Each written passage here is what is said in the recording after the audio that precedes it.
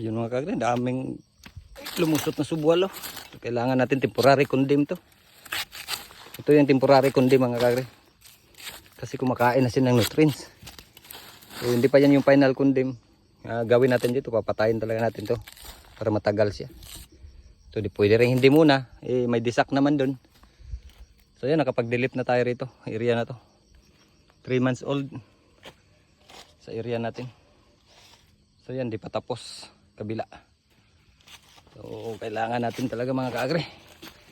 Medyo dili-dili tayo ngayon sa ating activity, pero kailangan lumaban. Kailangan lumaban.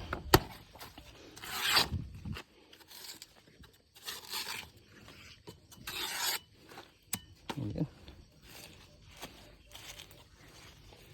Ay, unang delete natin dito, 3 months old, ating lakatan dito sa bundok. Yan, mga ganito mga kagri, kailangan na natin tapusin yan, unahan na natin yan para matagal-tagal tayo makabalik sa delete.